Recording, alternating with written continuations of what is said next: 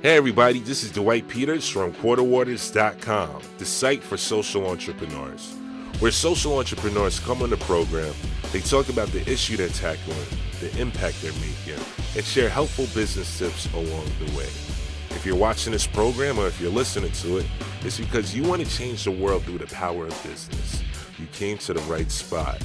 Now in today's program, we have with us Scott Hamlin, the founder of LooptWorks. We're going to find out how he and his organization are only using what already exists. This is so cool. They're an upcycling company, and there's no new materials, only a new vision for creating new products. Scott's going to talk to us about how he got started, some of the challenges that he's facing, and share some advice for aspiring social entrepreneurs. Enjoy the program.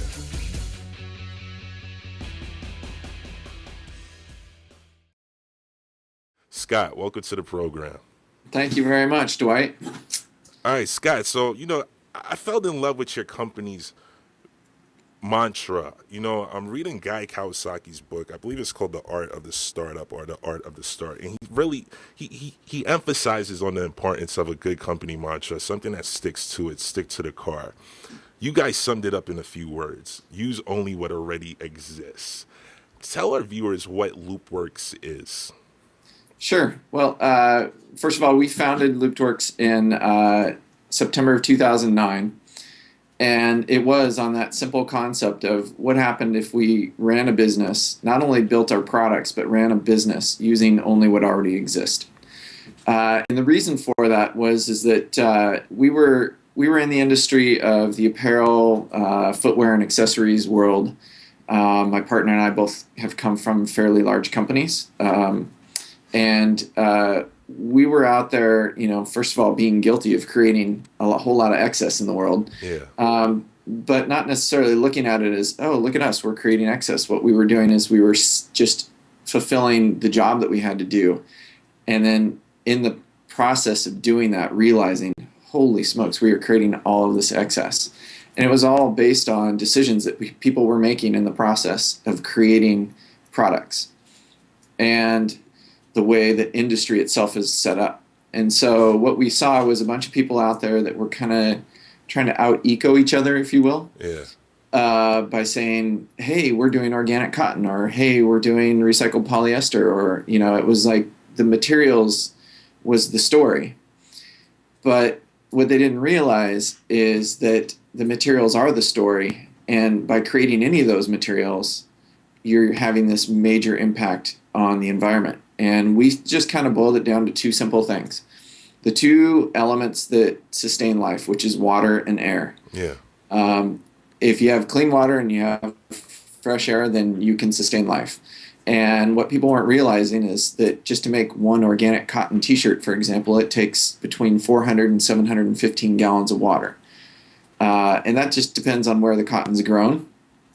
And there's also a very large carbon footprint per item. Yeah. Even if you're doing a recycled polyester, for example, there's a recycled polyesters. Everybody's out there going, this is made from old pop bottles. Yeah. There's still, it takes, if I'm not mistaken, for 25 yards of material, you're still using the same 400 to 700 gallons of water for recycled polyester. Not as much as cotton because it's not being grown, but it's still a water-intensive process. And it's interesting, not to cut you off, but it's interesting that you mentioned that because there is some form, I guess, of discussion or one debate that it's actually, and I'd like to get your views on this as well, it's actually better to use virgin plastics than to recycle plastic and upcycle it. And is that true based on your opinion in regards to the carbon footprint? Well, in regards to the carbon footprint, no, I don't think so. But it's also not just the carbon footprint that you have to look at, and you have to evaluate each process. Yeah. Some things it's way easier to recycle and upcycle. Other things it might be less harmful to use virgin materials. Yeah. The problem with it is that we're just blowing through all of our natural resources to make these virgin materials. Yeah. So, the example I always use is the Aral Sea, which is in Uzbekistan, and it was once the fourth largest lake on the planet. And to put that in perspective, Lake Superior is the eighth largest lake on the planet. So this thing was big. Yeah.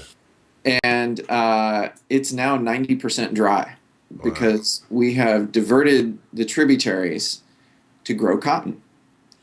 And then we take the cotton and we use the cotton, and somewhere between 15 and 30% of all the cotton that we use ends up getting wasted in the process and never used before it's just wasted before we even get a chance to use it.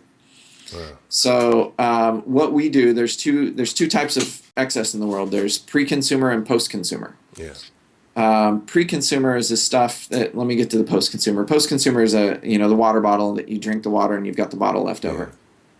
Pre-consumer is all the stuff that's left over in the manufacturing process. The thing that most people aren't aware of is there's 70 times more pre-consumer excess on the planet than there is post. Are you kidding me? So try and get this into perspective. It's like, okay, we go out, we use all this cotton, or we use all this water, we grow the cotton, then we waste somewhere between 15 and 30% of the cotton, and then we go out and use more water and grow more cotton. Just to make some more shirts. So I'm just using cotton as an example, but it could be any material. Yeah. And so what that means is, like, if you were to roll a garbage can out to the curb every Tuesday, that's your post-consumer excess garbage. Yeah. It took 70 garbage cans to make the stuff that you threw away in the one post-consumer. And that's what makes you guys so unique, is that you guys focus on the pre-consumer waste. That's correct. Yeah. Yeah. And so it's something that most people aren't aware of. They don't see it. It's always at a factory level, and most of us in our daily lives aren't cruising in and out of factories to see what they're throwing away. Yeah. So it's something that we're trying to bring attention to not only the people who buy stuff, which is you and me and everybody else, but also the people who make stuff, and try and get some awareness going about, hey, there's a better way to do this. And so we upcycle that excess material. And upcycling is, what it means is basically taking excess or wasted materials and turning them into products of higher value and environmental quality. Awesome. So that's what we do. So Scott, bring us back to the beginning. So it was you and your co-founder, and you mentioned before, I don't want to say that you were a part of the problem, but you worked in this sector for years in manufacturing, and you were a part of that. And then you realized that, wait a second, we could do something different. So bring us back to the initial conversation of when you guys decided, let's go for this. Yeah, so, it was my job in my previous company to kind of reposition this company into a more environmentally responsible platform. And so I did 3.5 years of research on everything that's going on in the environment, manufacturing processes and everything, and looked at it. And I came to the conclusion that really the most responsible thing to do was not to make any more materials. But I was also the guy who was responsible for writing this check at the end of every season for my excess fabric liability. Yeah. So what that was is, we had, and I was in a small company, and we would have 50 yards of sample material of this, or 100 yards of that, or 1,000 yards of this because somebody canceled an order, or 1,500 yards of this because we didn't like the color, whatever it was. So it ended up being lots and lots of material. And the cheapest, easiest thing to do was write a check for it. Yeah. And call it, a cost of doing business. And so I kind of had this idea, and my current partner now, we were talking about, hey, we should do something together. And we had a phone call, and he said, hey, I think I got an idea. And I said, hey, I do too. And I said, you go first. He proceeded to explain to me the same idea that I had about taking all of these excess materials and turning them into products as opposed to creating new materials. And his perspective on it was from a sourcing perspective, where he was working for these large organizations and going in, and he would see the waste at the factories. And mine was from a brand perspective of the guy who was writing the check and wasting the materials. So after that conversation, and one photo that came from our senior designer, who basically took the concept and said, people think of excess and they think of garbage and waste. Yeah. And she took a picture in a factory of these piles of fabrics, and they were beautiful colors and they were all bunched together in beautiful colors. And what you saw was beauty in excess. Yeah. And so from a standpoint of, hey, these were good, somebody wanted these in the first place, and then all of a sudden they didn't want them. If they thought it was beautiful and we could make beauty out of that excess, then that makes sense. And so that's how LooptWorks was born, was from kind of that concept. Awesome. So now we're going to, I really want my viewers to try to get the full and complete story. And that's why I love having you guys come on the program and, go into details about how these things get up and running. So you guys were able to do that. Let's get into the tactical part. Were you guys able to raise money for this? Did you guys bootstrap this? How did you guys get this up and off the ground? No, we kind of bootstrapped it. There was, to this day, we still haven't raised any money. That time will come, but right now it's been one of those things where we on purpose kind of decided we need to bootstrap this thing, and we incubated it between a couple of existing organizations and shared some overhead because we had, this was pre-upcycling, if you will. Nobody really even had heard of upcycling, and so we're kind of like, okay, we're selling excess to people who are going to want to buy that, and are they going to understand the value of it? And there's this education process behind it. There's maybe a stigma behind it. I don't want to wear or use waste. I want brand new, perfect stuff. So there was a lot of things that we had to test from a concept standpoint before we even could get farther into the business side of it. And so we had to go through that process, and we've been bootstrapping it from that point on. But the company has grown, and we're successfully, and organic growth has allowed us to kind of keep doing what we're doing. I consciously, when I introduced you for this interview, I consciously made sure I didn't mention the word waste, because I feel almost like it's a contradiction. It can't be waste if it's of value. Like what you guys are doing is actual value. You guys are just making it to new materials. So break down your business model a little for us. How do you guys go about getting this? I don't know. I guess we could call it waste, but the excess material. Yeah, we call it we call it excess. Yeah. We actually don't use the word waste here either, because we don't want people to get confused. Yeah, it's totally not. It's not. That's right. That's right. All right. So bring us back to like the first opportunity or the first project you guys worked on, and how did you guys go about getting that excess material? So we started with the apparel. We have since morphed into a lot of different types of products, but we started with apparel because we both had a heavy background in apparel, and the excess came from basically relationships that we'd had in working with manufacturers, and kind of knowing where waste comes from and where the origins of it get created. So we started there, but then we also started talking to companies as well, who, as somebody who had been inside of a company and had to struggle with this issue, most of these guys are writing a check and not asking where it goes. And I think as we started to bring that to the forefront, people started to ask, okay, well, where is this stuff going, and what are we doing with it, and how do we, get it to somebody who can use it without disrupting our own business model. So were you guys paying for this excess material? Or? Yeah, typically there's a couple of things that happen. We will typically pay, obviously we get it at a discount, but we pay higher than market value for it. Okay. And the reason for that is because then it shows the people who are creating this excess that there's value in what they're throwing away. Yeah. And from that, we can then turn it into something of even higher value. And so we typically pay for the materials. There's a few occasions where we're not, just because companies have come to us and said, hey, we need some solutions. Will you help us with this? And that's where you guys are at now. Companies actually come to you guys saying, look, we have all this stuff. What can you do with it?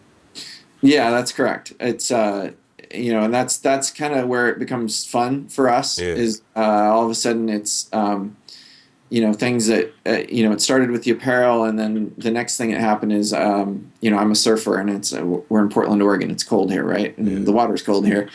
I was getting in my wetsuit one day at the beach and thinking to myself, okay, well, if we're doing this with apparel, neoprene has a similar manufacturing process. What's happening with all the excess neoprene? And so we kind of investigated that and found out that was all being incinerated, which is, a pretty nasty process of burning neoprene, which creates dioxins, which is a super toxin. So we decided we'd start creating products out of that, and made some, laptop sleeves and iPad covers and cases and things like that. And that put us into, another series of types of products. And then other companies have come to us with their excess materials and said, we're producing a lot of this. We're throwing it away. What can you do with it? Yeah. And that puts us into a spot that we like to be in, where we can help solve that issue for other companies. Yeah. I got a few questions here and I just want to keep going in the right order. But, I just have to ask you this. Did you ever know that you would be an entrepreneur before this? If I would have told you 10 years ago, you would have been an entrepreneur running an upcycle company, would you have believed me? No, I wouldn't have believed you. I think in the back of my head, I always knew that I wanted to have my own company. Yeah. But quite honestly, and I speak quite a bit at different universities and organizations and things like that. And, one of the questions that I do ask people in the audience is do you want to, how many of you want to be entrepreneurs? Yeah. And how many of you want to own your own company? And I usually ask the own your own company part first, and several hands go up, and then I say, how many of you want to be entrepreneurs? And to me, those are two different, totally separate things. Yeah. An entrepreneur, somebody who owns their own business could own their own business because they bought an existing business and just wanted to have an income and not worry about getting fired or whatever, the economy or whatever it is. But being an entrepreneur is a little bit different process, because to me, you're filling a void that doesn't already exist. You're cutting through the way that business is done usual and doing something disruptive, just because you simply thought about it and saw that there might be a different way of doing it. Yeah. And there's a lot of power in disruptive business models. That's how change comes about, and being a change agent. And so that's, to me, I was of the mindset, I may own my own business one day, but to be an entrepreneur, I hadn't really thought of it in those terms, until I landed in an entrepreneur magazine. I said to somebody, well, I guess I'm an entrepreneur now. Yeah. But it was that process of change and willing to do something disruptive, to create change for the greater good. That to me that's what being an entrepreneur means. And I guess now looking back at it, I'd say, hey, I probably have always wanted to be an entrepreneur, but I never had it in my mind that way. Yeah. And it just worked out eventually. Yeah. Awesome. And you talked about, having a disruptive business model, which is the main, I would say the main life source of every social entrepreneur. It seems like that's what everybody has, to envision a disruptive business model. I'm currently reading Screw Business as Usual by Sir Richard Branson. I don't know if you ever picked up that book. Yeah. And that's what he talks about. That's an awesome book. So you guys have a great cause. You guys have a great idea. How do you gauge your impact? What metrics have you guys set out to keep you guys on track, or how do you gauge it at all? Yeah. So, but a couple of things that we do, and I get the impact question in different forms. Some people say, how big can your company be? And others say, what's the impact out of it? And I always look at it in one simple kind of terms. For us, is there was a study done in the UK several years ago, and it basically said that if everybody in the UK, which is about 1/5 of the US population, bought one upcycled or repurposed garment, it would save over 370 million gallons of water, which is enough water to give 2.5 million people fresh drinking water for an entire year. Because we're not talking about seawater here. We're talking about fresh water. which there's very little fresh water on the planet left at this day. There's less than 2% of the overall water is fresh water, and less than 1% of it is accessible because the rest of it's all glacial. So hey, Scott, my thought, hold that thought. We're talking about fresh water. Can you just re-click on your camera icon? You froze up on me a little. yeah.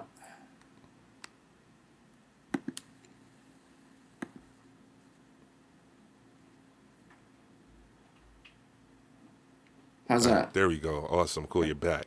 All right. So we're talking about fresh water. You said if 1/5 of the England population actually bought a upcycled Yeah, material. if they bought an upcycled item, it would save all of this water. So basically, we look at it, and our corporate objective is if we can get that one upcycled item into everybody's hands at the U.S. scale, then we have made a massive impact on water conservation. And so we track it by gallons of water that we've conserved in a corporate in a calendar year, as well as carbon emissions avoidance. Our upcycled tees have a 81% avoidance of carbon emissions over a traditionally grown organic cotton t-shirt.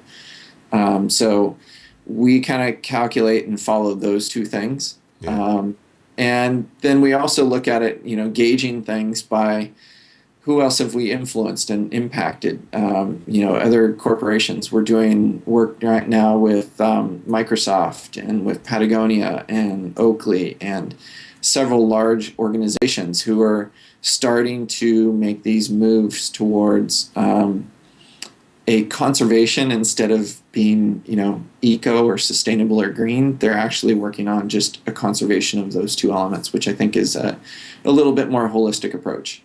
Awesome. All right, so you guys get this excess material from manufacturers. Are these manufacturers local or are they overseas?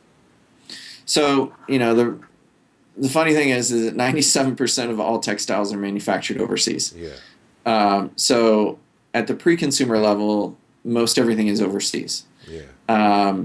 We've currently started to do some work here where we're actually going to do some manufacturing in Portland, Oregon. Awesome. But my vision of this, if you look at it long term, is the upcycling is the great first piece of the puzzle. But long term, the name of the company is called LooptWorks, which is a nod to closed-looped manufacturing, where you have an item, it goes through its useful life, it gets recycled, it gets broken down to its base fiber level, it then gets turned into a new the same material again, and then a new one of the exact same item, and that's closed-loop manufacturing, where you have that shirt that becomes a shirt again, or that bag that becomes a bag again.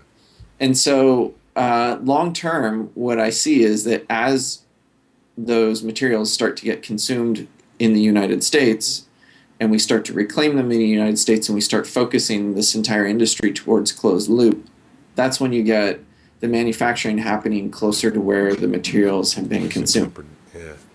And so that's where I think long term things will be. But right now, I get asked the question a lot, like, where do you manufacture and why do you manufacture overseas? And it's, well, first of all, that's where the excess is. Yeah, but you must be getting these weird questions, or not weird. They're granted questions of, okay, I understand what you're doing, but isn't it a little contradictory, or what about your carbon footprint that you guys are doing, making it over there, sending it all the way over here?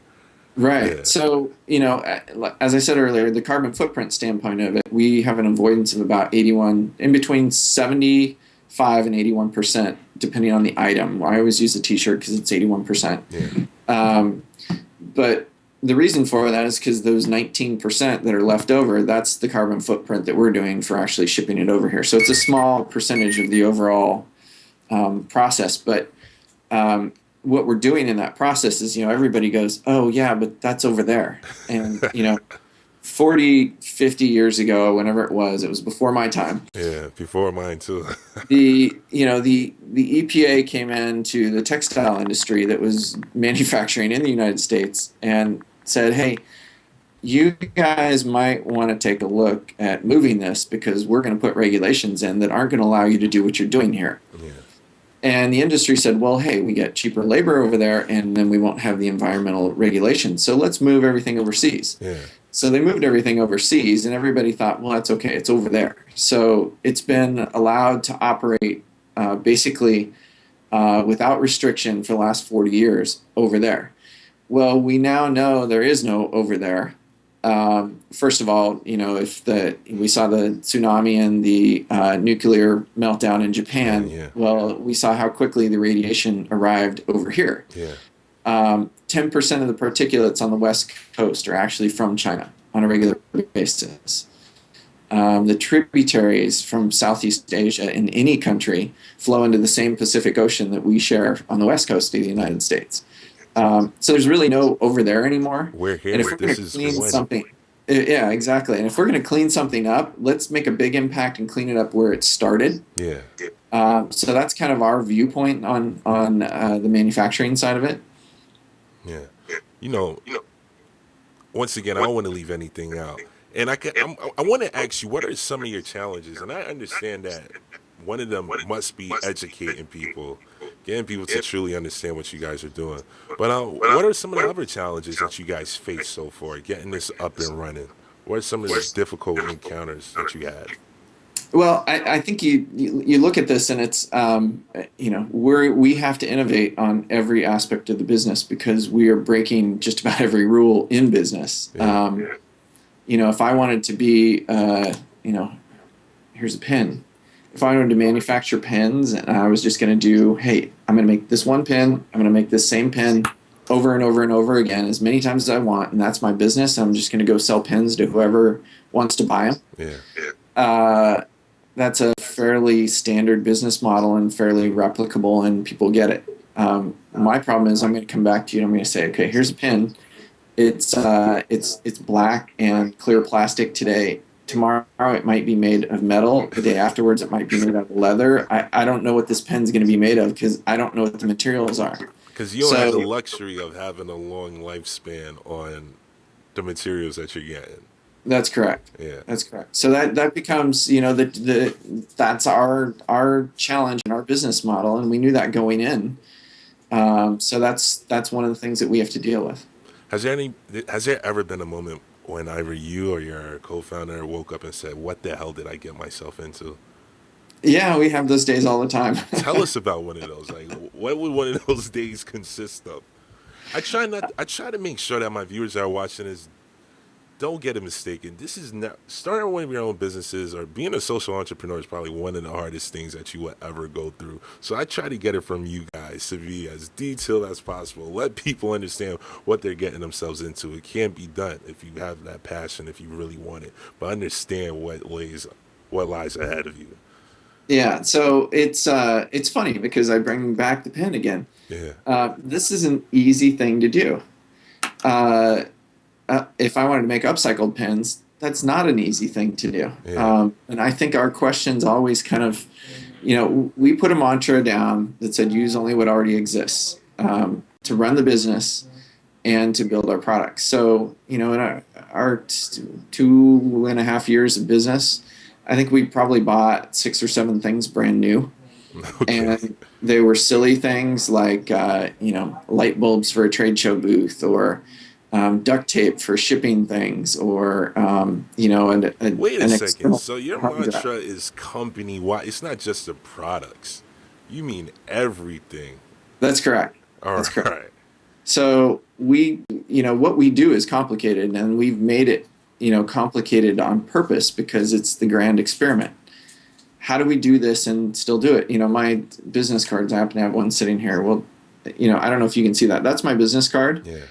But somebody donated their old business card to this company, and we stamped our logo over it and then stamped my information on the front, which used to be the back. Yeah. So we had to figure out, how are we going to make business cards? How do we ship product? Everything that we do, by putting that filter of use only what already exists on it, it becomes something that we have to go through a creative process and solve.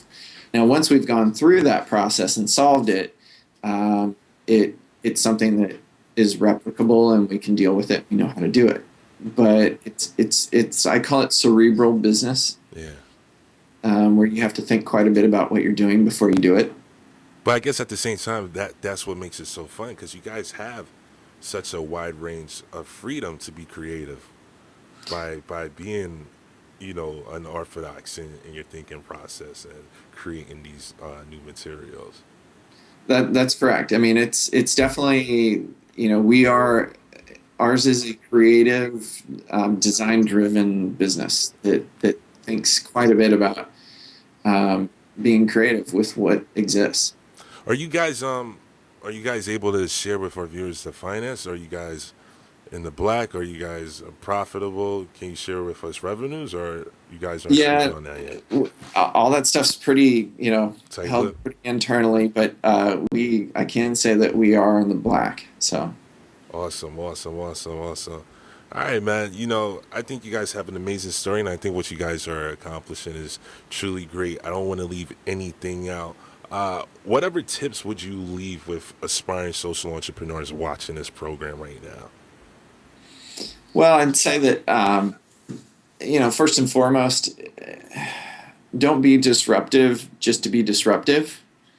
Really, truly see that there's a different or better way of doing something, Yeah, and then follow that. And the other thing is make sure that you are really, really, really passionate yeah, about what you do, because there will be plenty of low points along the way, yeah, and you need to make sure that you've got that passion, that desire to get yourself back up over that, and through the next hump and down the next side. And that it's not a consistent, even though we've had a very good growth span on our company. It's not like it's without the tough times. And it's not just tough times from a financial standpoint. It's just sometimes it's tough times of how do we get through this moment or deal with that. So it really needs to be a passion based thing, and it's not for everybody. yeah, That's for sure. yeah, The one thing that I think that I read quite a while ago that somebody had given me to read was about the concept of startups and entrepreneurs.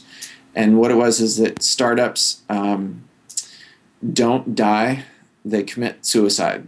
uh-huh, And what that means basically is that somebody didn't have the wherewithal from either an emotional standpoint or integrity, or not an integrity, but a driven standpoint, a passion standpoint to keep going. to keep it going, keep pumping.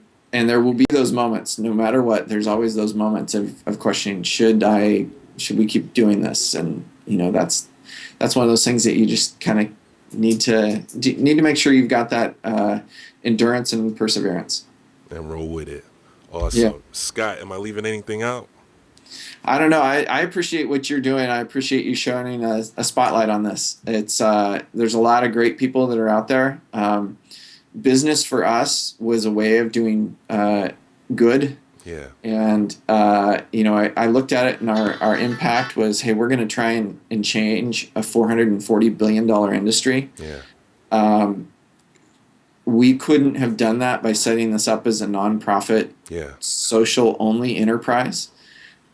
We needed to do that by being engaged in business and talking to business and talking to not just the manufacturers and the other brands out there, but also the buyers and the people who end up, at the end of the day, the end customer. And so it's really important, I think, to be able to make sure that you've got that sense of, can I make change with business? And if you yeah. can make change with business, it's a powerful thing. It definitely is, man. And I love nonprofits. I had a couple on the program. I had to take a step back and actually look like, wow, everybody that came on is for profit. But that just goes to show you the way how business is changing, the way how people are thinking, the fact that it doesn't have to be an either or, that we can use the for-profit model to bring about substantial change.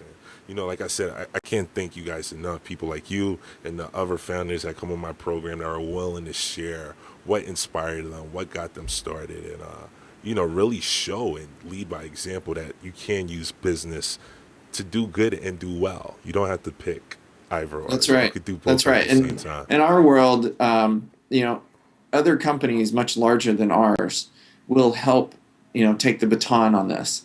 And so it's really about inspiring people Yeah. and using business to inspire people to say, hey, we can all do this together, as opposed to just being disruptive and going, whoa, hey, we're going to do this and see if we can, disrupt an industry. But it's getting their attention Yeah. and then working with everybody. Yeah. There you go. Ladies and gentlemen, Scott Hamlin, the founder of LooptWorks. Scott, thanks for coming on the program, man. You bet. Thank you.